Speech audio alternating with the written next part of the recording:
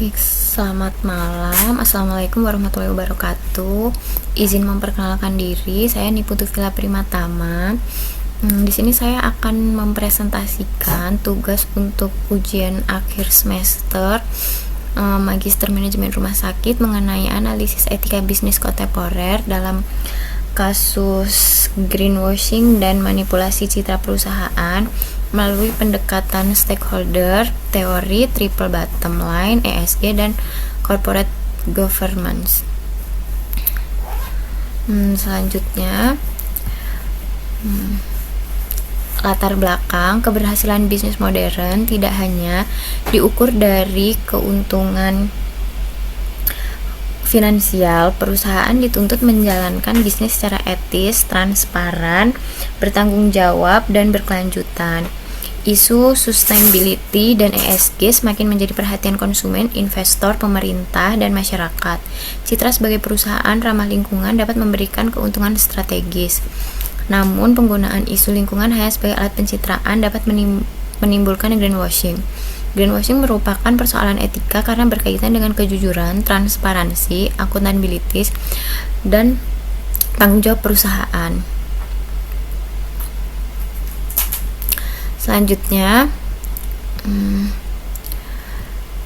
yaitu ringkasan kasus dari PT Green Life Indonesia. Kondisi awalnya yaitu perusahaan produsen air minum dalam kemasan. Selama 5 tahun membangun citra sebagai perusahaan peduli lingkungan menggunakan slogan 100% ramah lingkungan. Fakta investigasi, lebih dari 80% limbah plastik tidak pernah didaur ulang. Masih menggunakan pemasok yang membuang limbah ke sungai. Data mengenai pencemaran disembunyikan. Dampaknya penurunan harga saham, boikot konsumen, dan penarikan investasi. Lalu selanjutnya, identifikasi permasalahan etika. Permasalahan utamanya yaitu greenwashing, manipulasi informasi berkelanjutan, pelanggaran prinsip transparansi, pelanggaran tanggung jawab lingkungan, ketidaksesuaian antara CSR dan praktek operasional, konflik kepentingan jangka pendek dan jangka panjang. Inti dari permasalahannya yaitu terdapat kesenjangan antara klaim perusahaan dengan praktik bisnis yang sebenarnya. Keberlanjutan tidak cukup dikomunikasikan melalui slogan, tetapi harus dibuktikan melalui kinerja nyata. Lalu selanjutnya yaitu greenwashing dan manipulasi information. Di mana greenwashing, perusahaan membangun citra sebagai organisasi yang ramah lingkungan, tetapi praktik operasionalnya tidak sesuai dengan klaim tersebut. Manipulasi informasi, sustainability report hanya menampilkan informasi positif. Informasi pencemaran tidak disampaikan secara utuh. Stakeholder tidak memperoleh gambaran objektif mengenai kinerja perusahaan. Dampak etisnya menciptakan ketidakseimbangan informasi, berpotensi menyesatkan konsumen dan investor, mengurangi kepercayaan stakeholder, merusak legitimasi perusahaan.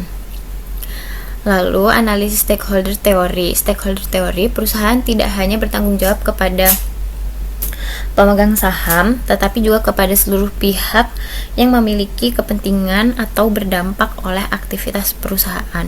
Stakeholder PT Green Life Indonesia, konsumen, pemegang saham, investor, karyawan, pemasok, masyarakat sekitar, pemerintah, komunitas lingkungan, media, dan generasi pendatang.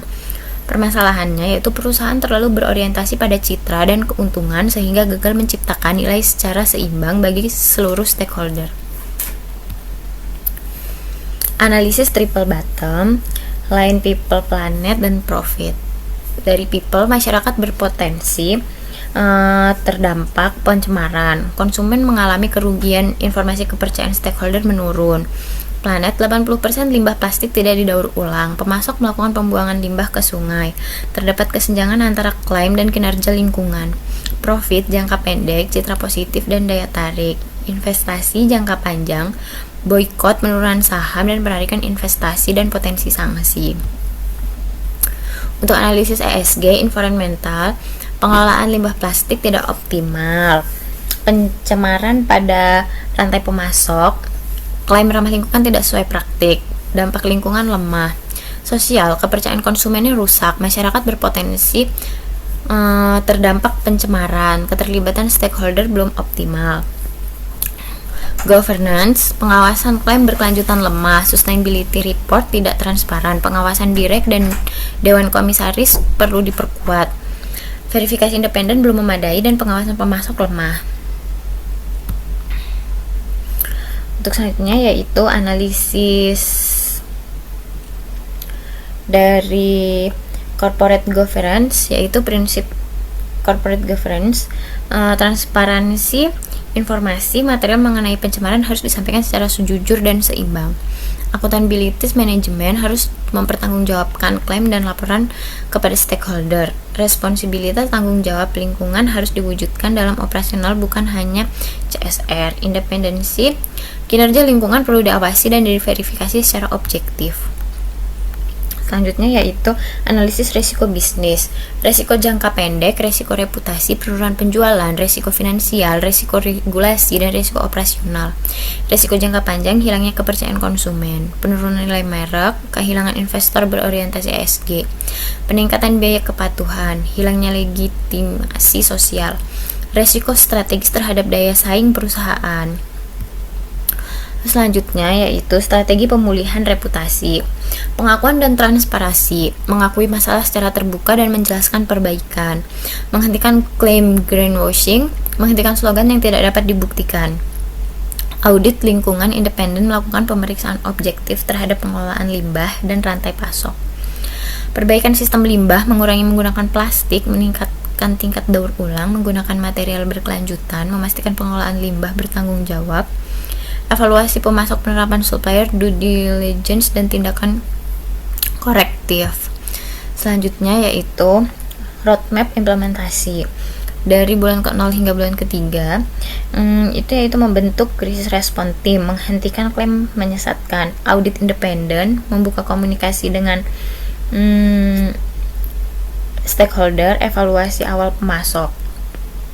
Selanjutnya yaitu di bulan ke-3 sampai bulan ke-6, Sustainability Action Plan, perbaikan sistem limbah, standar lingkungan pemasok, pelatihan etika, dan penguatan pengawasan internal. Bulan ke-6 hingga bulan ke-12, Sustainability Report, transparan, verifikasi independen, pengukuran kinerja ESG, dialog dengan masyarakat dan konsumen.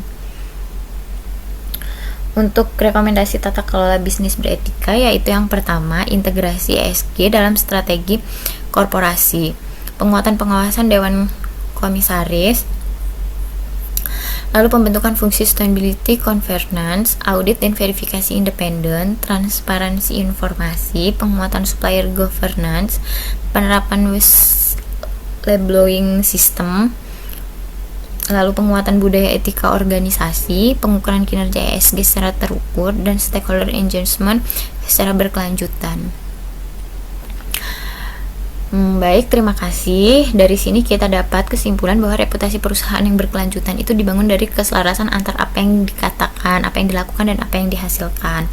Nah, mungkin itu saja yang dapat saya sampaikan. Kurang lebihnya saya mohon maaf. Saya ucapkan terima kasih dan selamat malam.